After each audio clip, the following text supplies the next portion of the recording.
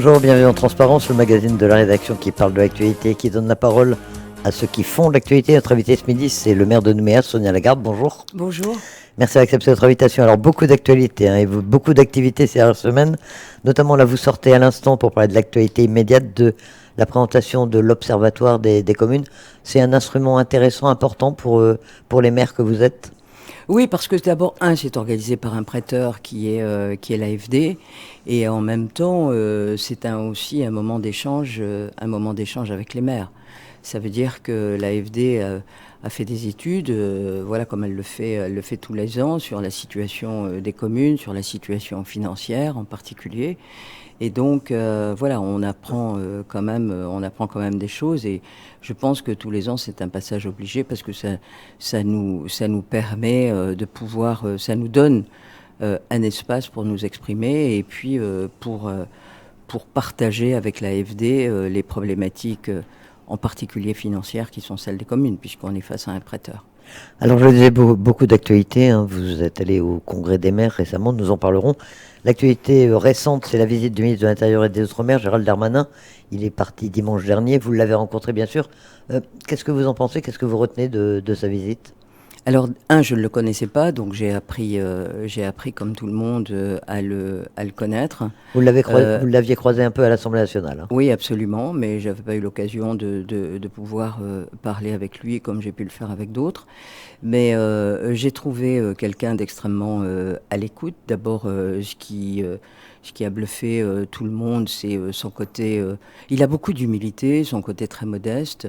C'est le fait qu'il soit maire aussi, et donc il est plein d'empathie. Il va systématiquement vers les gens, dire bonjour. Moi, j'ai vu quand il est arrivé en mairie, il y avait le personnel qui était là. Il a consacré du temps pour aller parler avec eux. Donc on voit bien que ce côté maire est très très présent chez lui. C'est quelqu'un qui est extrêmement à l'écoute, qui cherche, et c'est tout à fait normal, à comprendre un peu plus la situation. Et je crois qu'il est bien passé. Il est bien passé partout, que ce soit du côté des loyalistes ou de la société civile, voire du côté des indépendantistes. Tout le travail reste à faire maintenant. Mais au bout d'une semaine, je crois qu'il a compris beaucoup de choses. Alors, ce qu'on retient notamment, c'est qu'il a accepté le calendrier des indépendantistes qui souhaitaient commencer les bilatérales après leur congrès, celui du FNK, celui du Congrès populaire. Est-ce qu'il a eu raison d'accepter ce différé? Et est-ce que ça va suffire selon vous? Est-ce que les indépendantistes reviennent effectivement autour de la table? Non, mais je crois qu'il a été très clair dans la réponse qui vous a été donnée à vous et comme à d'autres journalistes, c'est de dire que le temps qui est devant nous, il est pas très long. Il nous amène avant les élections provinciales. Mais à l'intérieur de ce temps qui n'est pas très long, il y a aussi un autre temps qu'on doit donner aux uns et aux autres pour engager plus en amont, plus en avant plutôt les discussions. Donc pourquoi pas? Qu'est-ce que c'est que quand on va engager la Nouvelle-Calédonie dans un processus je l'espère à long terme, qui nous permettra à tous de pouvoir vivre ici en paix, consacrer 2 mois de plus à laisser à la fois le temps d'écoute qu'il a eu ici, le temps de discussion qu'il a pu avoir avec les uns et les autres, une espèce de maturité pour amener tout le monde à la table des discussions. Donc je vois qu'il y a beaucoup d'impatience chez les gens.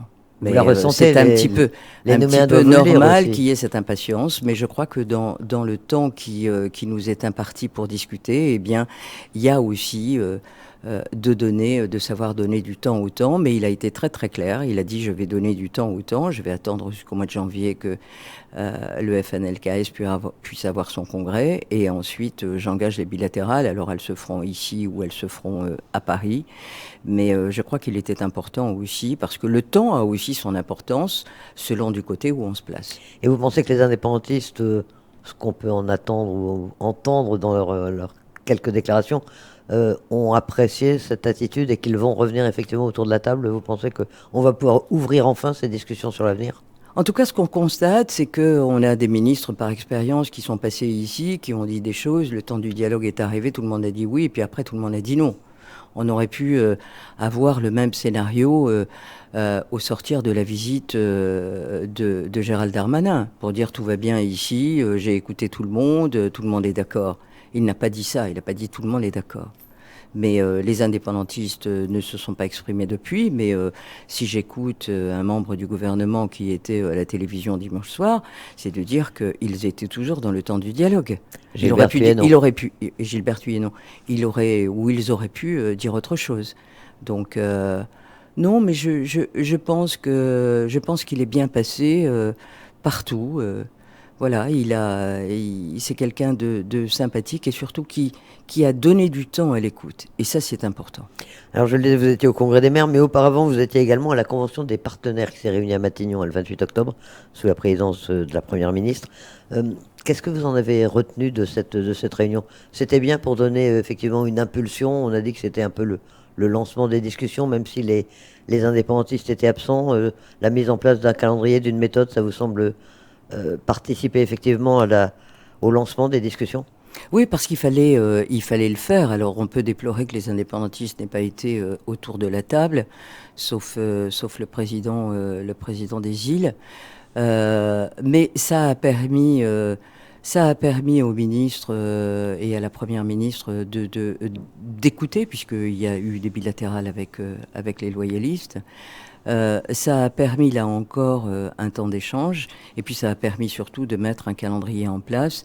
Et ce calendrier, il est absolument nécessaire. On n'est pas dans le flou artistique. On sait aujourd'hui que, on a du temps. Et ce temps, il va falloir maintenant l'utiliser à bon escient. Voilà, il y a un calendrier, il va falloir s'y coller. Alors, vous souhaitiez que les maires soient représentés à cette convention des partenaires et vous y étiez. Le ministre de l'Intérieur des Outre-mer a reçu également, il y a une séquence spéciale où il a reçu tous les maires de Nouvelle-Calédonie. Vous l'avez bien sûr rencontré à la mairie de Nouméa également. Et votre leitmotiv, c'est les maires ne doivent pas être les oubliés de l'histoire et l'oublié des prochains accords. Quel rôle est-ce qu'ils peuvent jouer?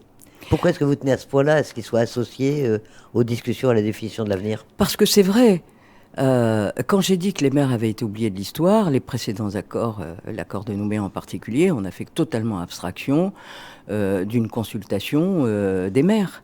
Les maires sont des acteurs de terrain, ils ont leur mot à dire, ils ont des remontées directes de leurs administrés, et donc ils sont au courant d'un certain nombre de choses, et en particulier de la température ambiante. Alors si on dit ça aujourd'hui, on sait qu'il y a un caractère relativement anxiogène par rapport à l'avenir du territoire, mais il est indispensable, en tout cas c'est la volonté de l'ensemble des maires, qu'on soit d'une association, l'association des maires de Nouvelle-Calédonie, une association avec plutôt une tendance indépendantiste, et puis l'association française des maires. Tout le monde est d'accord là-dessus. Les maires doivent être entendus. Et moi, je l'avais dit à plusieurs reprises au commissaire, et je l'avais fait savoir à Paris, et ça a été l'occasion quand je l'ai eu en tête-à-tête dans mon bureau, mais aussi avec cette réunion qu'il a organisée avec les maires, où les maires des deux associations étaient là. Et qu'est-ce que vous leur avez dit à cette occasion? Quel message que vous transmettez exactement sur... Associez-nous aux futures discussions sur l'avenir institutionnel. Il y a des ateliers qui ont commencé à se mettre en place. On a été invité, quand le ministre était là, sur un atelier sur le foncier et sur la souveraineté alimentaire. Il y aura d'autres ateliers qui seront mis en place, et avec des critères différents, sur des thématiques différentes. Et donc, il appartiendra à l'État, et là on l'a fait savoir, que sur l'avenir institutionnel en particulier, les maires seront là, parce que nous avons des choses à dire. L'avenir de la Nouvelle-Calédonie doit être construit entre tous. Et moi je refuse que les politiques, ou les groupes aujourd'hui, veulent une confiscation de ces discussions. Mais à quel titre?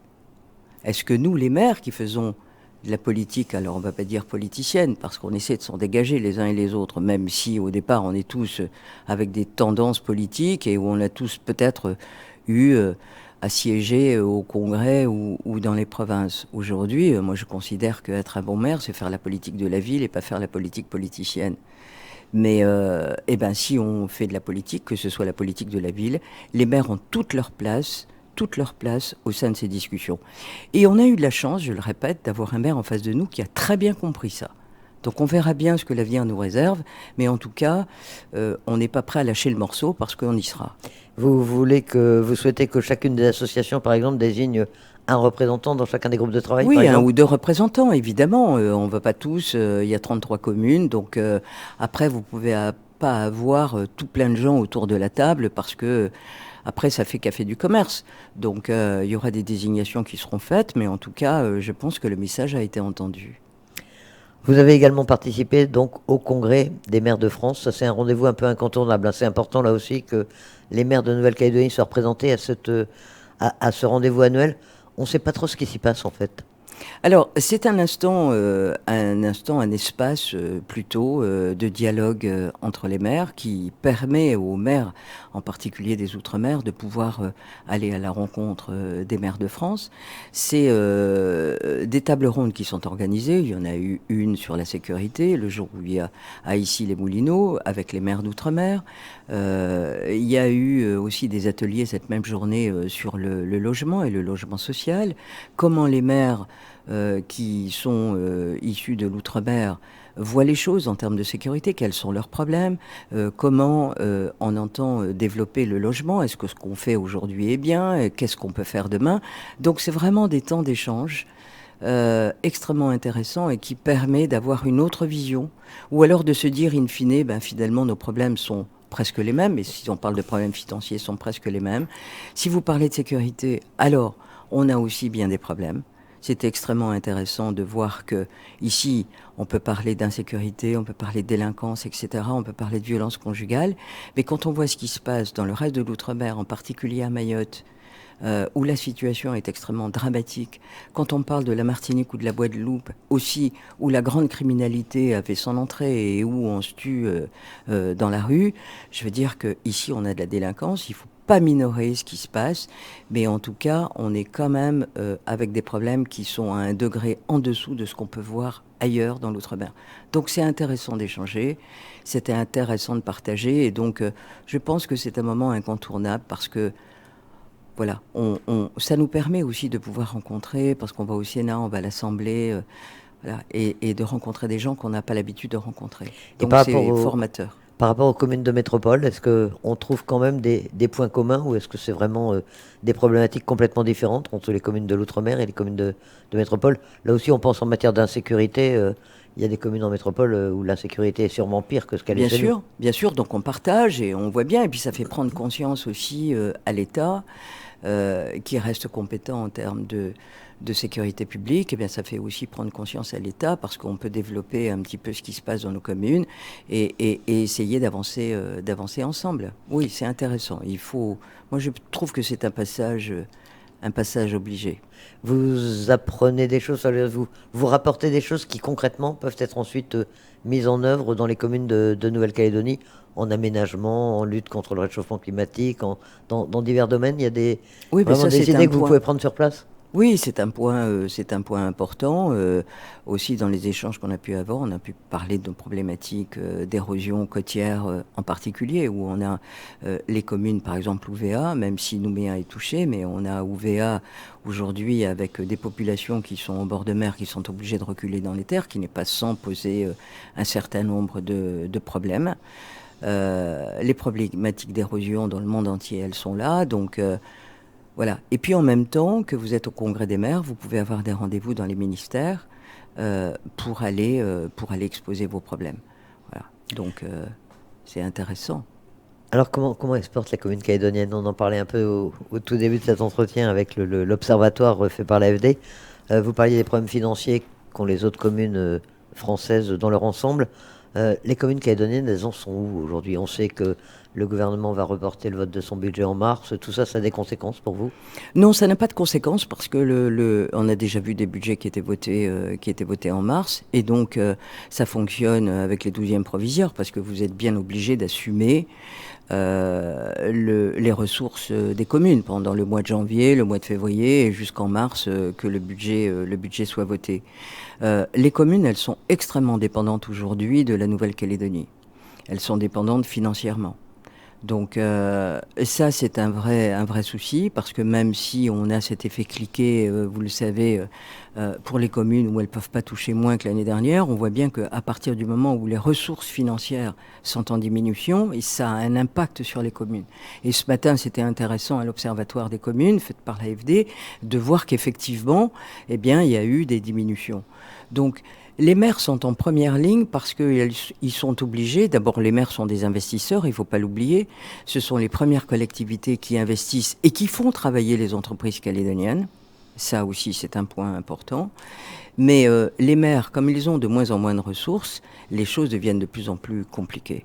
Alors, moi, ce que j'ai dit, ce que j'ai développé ce matin, mais que j'ai dit chez le haut-commissaire dans un séminaire des maires il y a 2 jours, quand on nous dit la Nouvelle-Calédonie est exsangue, la Nouvelle-Calédonie n'a plus d'argent, mais cette année, pour l'année 2023, il y a plus de ressources. Pourquoi il y a plus de ressources?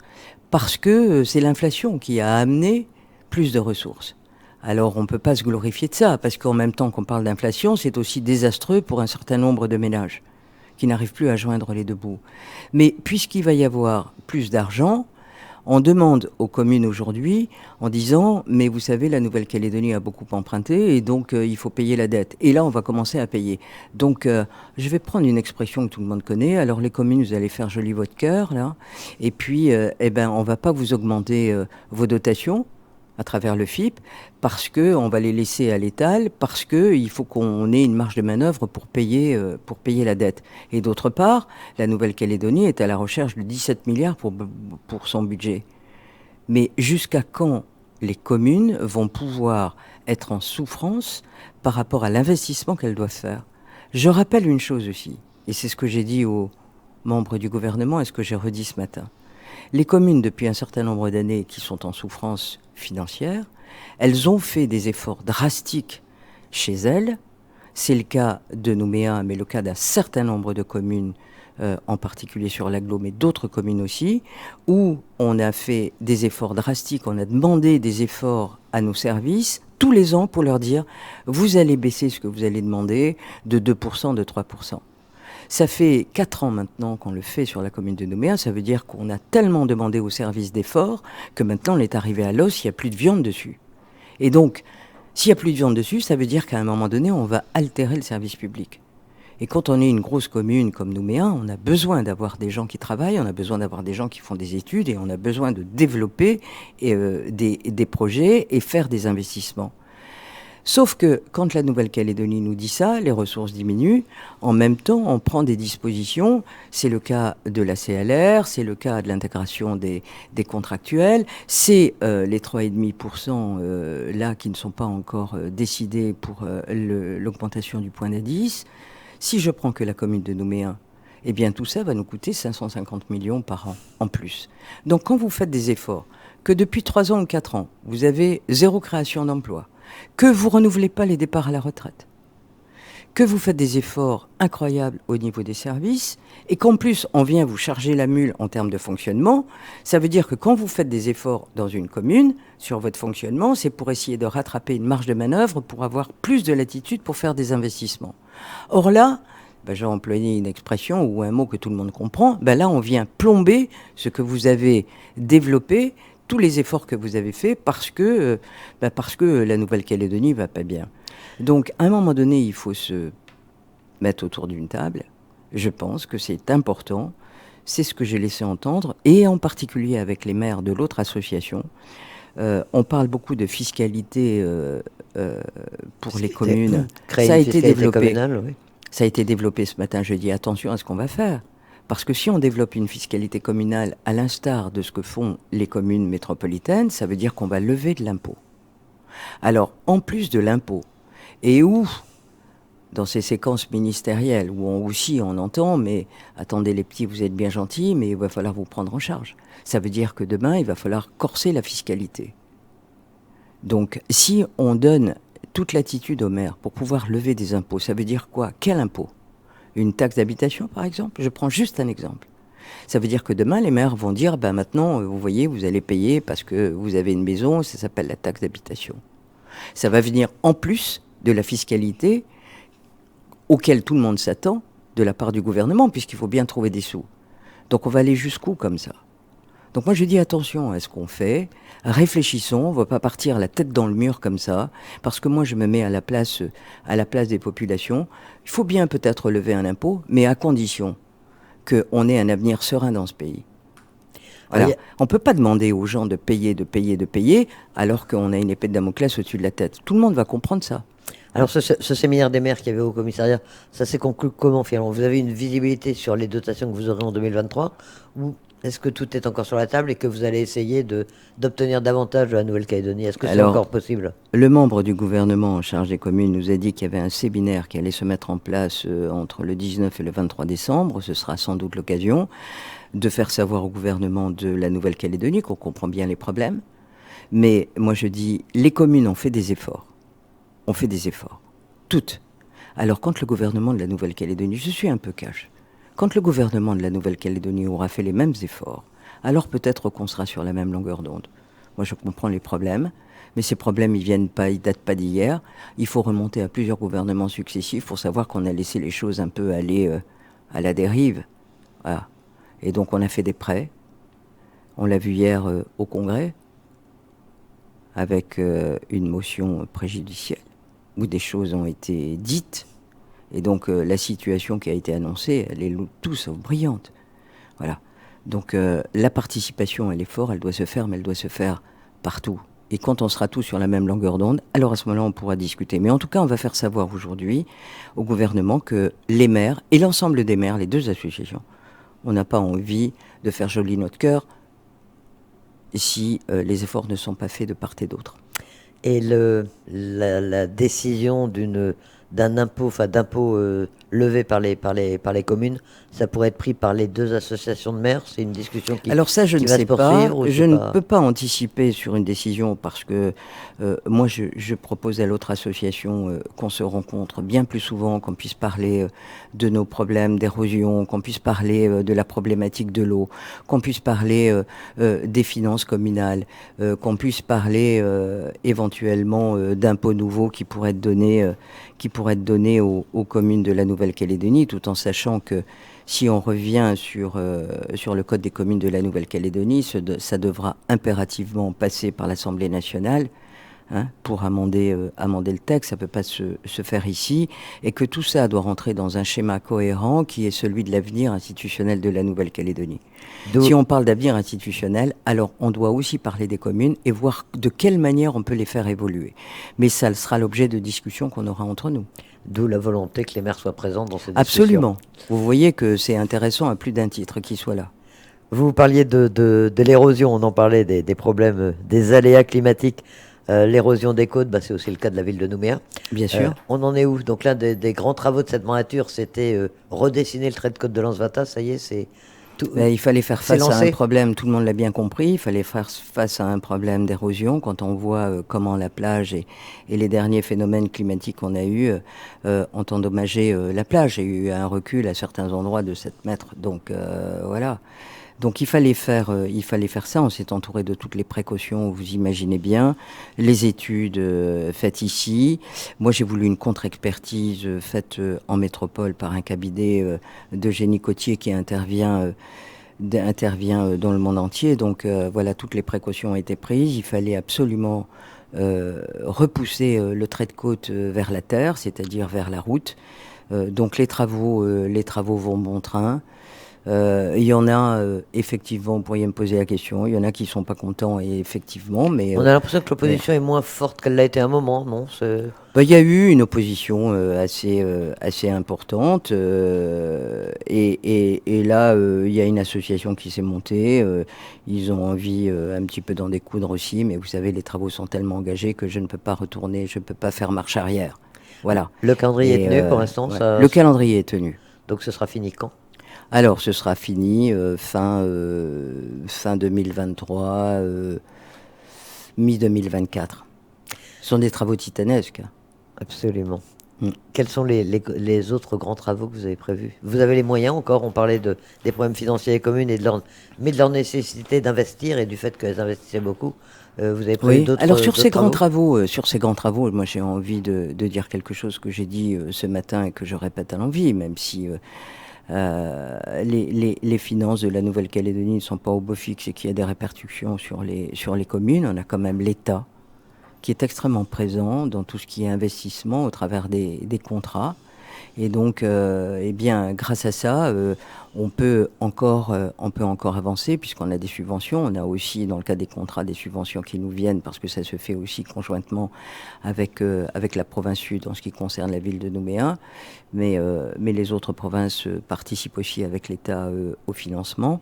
Donc, on a des grands travaux, la poursuite de travaux qui ont déjà commencé, qui sont des gros travaux d'assainissement sur le quartier latin. C'est le cas de la rue Porcheron. La rue Brun avait été faite, il fallait qu'on continue et donc il fallait, voilà, on est dedans. C'est la promenade de Lansvata, bien évidemment, on vient d'en parler. C'est la route de Lansvata aussi, où celle qui mène à partir de la salle Omnisport et qui mène jusqu'à la plage. Là, il y a des gros travaux d'assainissement. Et puis, on a réussi à acheter 4 mètres à l'IRD. Et donc, on va élargir la voirie parce qu'aujourd'hui, c'est relativement accidentogène. On a récupéré 4 mètres à l'État. Et donc là, les travaux ont commencé, mais ça nous permet de pouvoir poser le réseau sur cette route, mais aussi on va faire les réseaux pour amener sur les rues qui sont la rue du Tabou, la rue Béninus, etc. Et vous le faites conjointement avec Lansvata, comme ça fait un gros chantier. C'est un gros chantier, mais c'est aussi pour assainir les eaux de baignade. Hein. Il ne faut pas quand même négliger ça. Donc on est dessus. Il y a la requalification, tout le monde l'a vu, des terre-pleins de l'avenue de la Victoire. Là, on dit oui, la garde est une spécialiste pour arracher les arbres. Non, je ne suis pas une spécialiste pour arracher les arbres. Il y a des arbres, d'autres arbres qui vont être plantés, mais on était obligé de les enlever parce qu'on les a tous fait radiographer. Et donc, on voit bien que les flamboyants qui étaient là sont tous termités. Et donc, et vous voyez bien les cocotiers ici qui sont prêts à tomber. Donc, voilà. Il fallait faire, on le fait. Il y a la réhabilitation aussi des travaux qui ont déjà commencé de la France australe, de ce bâtiment qui demain logera les services de la culture. Il y a la réhabilitation de l'état-major en hôtel de police. Il y a la poursuite de l'éclairage LED dans toute la ville. Et ça sera fini en 2025. Il y a la poursuite des programmes du centre-ville. Et puis enfin, dans les nouveaux travaux, quand même, quand vous partez d'un magasin, je peux faire la publicité, mais chez Florence ou Trianon, pour aller jusqu'à chez Michel-Ange, voire plus loin, là, vous n'avez pratiquement pas de trottoir. Et donc, on va faire un trottoir. Voilà, tout le long, pour que ce soit agréable et que les gens puissent marcher. Donc, c'est aussi l'aménagement des cycles vélos et piétons qui vont du Trianon jusqu'à Ngea. Voilà, ça c'était programmé. On a eu les fonds de l'État. Il y a encore beaucoup de travaux. L'aménagement de Birakem. Voilà, donc tout plein de choses. Il y a la réhabilitation aussi de la polyclinique, mais qui rentre dans un ensemble d'aménagement global, tant de la route de Lansvata que la promenade de Lansvata, où là on va conserver les bâtiments, on va en conserver un, et puis on va conserver les structures des autres, et puis ça va être un moment ou un espace qui va être dédié aussi à l'aspect patrimonial, historique de la Nouvelle-Calédonie, où on expliquera eh bien, ce qu'il y avait avant, les Américains, la polyclinique, où beaucoup de Nouméens sont nés, dont moi. Voilà, donc plein de choses, plein de travaux. Et donc, ben voilà, vous savez, pour faire tous ces travaux, il faut faire des économies par ailleurs, pour pouvoir avoir une marge de manœuvre, pour pouvoir réaliser tout ça. Les économies, vous les prenez où alors ? Eh bien, les économies, on les a pris sur les services, on renouvelle pas un certain nombre de postes, voilà. On réorganise les services pour être plus rationnel. Voilà, ça demande des efforts tous les jours. On va terminer avec une note un peu plus festive. Oui. C'est les fêtes de fin d'année. On sait que vous aimez bien ça. La féerie de Noël, ça commence quand ? Qu'est-ce qui va se passer ? Qu'est-ce que vous proposez aux Nouméens cette année ? Alors, on a un petit peu de soucis avec les spectacles, parce que vous savez, tous les ans, on commence des spectacles gratuits pour les enfants. Au kiosque à musique, ça a commencé depuis le 1er décembre. On a été obligé d'en annuler 3 à cause de la météo. Donc, moi, j'y peux rien. Là, j'ai pas la baguette magique, mais en tout cas, je passe un message au Père Noël, peut-être, pour qu'il nous laisse tranquilles pendant toute cette période de Noël. Donc les spectacles ont commencé. La féerie de Noël, c'est-à-dire l'ensemble des places illuminées, ça commence demain soir. J'invite les Nouméens à venir à l'inauguration ou donner le top départ de cette féerie qui va durer jusqu'au 31 décembre. Et puis l'arrivée du Père Noël dans cette séquence le 24 décembre, bien évidemment, qui arrivera à la Fontaine Céleste. Je lui remettrai les clés de la ville de façon à ce qu'il puisse distribuer ses cadeaux à tout le monde. Et puis, ça se terminera avec le feu d'artifice le 1er janvier, 1er janvier à 20h. Voilà. On aura eu de la chance cette année d'en avoir deux, puisque j'avais souhaité, comme avec le Covid, on n'avait pas pu faire les feux d'artifice, eh bien, que si c'était possible, on en ferait un au 14 juillet. J'avais dit, on va mettre les sous de côté, de façon à ce que on puisse au moins donner aux Nouméens un feu d'artifice au 14 juillet. On l'a fait. Et puis on en fera un autre pour le 1er janvier. Ça nous permet de pouvoir rentrer dans cette nouvelle année avec enthousiasme. Il sera tiré à Baie de Sainte-Marie comme oui, bien sûr. La dernière fois. Ouais, c'est le meilleur spot. Et c'est toujours un moment... parce que franchement, on n'a pas à rougir de ce feu d'artifice. Il est magnifique. Et il attire de plus en plus de monde. C'est 40 000 personnes sur un même site. C'est extraordinaire. Eh bien, nous suivrons tout ça avec grand plaisir. Merci Sonia Lagarde d'avoir accepté cette invitation. Merci à vous. La fin de ce magazine Transparence, il sera rediffusé dimanche soir, juste après notre édition de 17h45. Et dans un instant, il sera disponible en audio et vidéo sur notre site internet. Excellent après-midi à tous. Votre prochain rendez-vous d'info, c'est à 13h.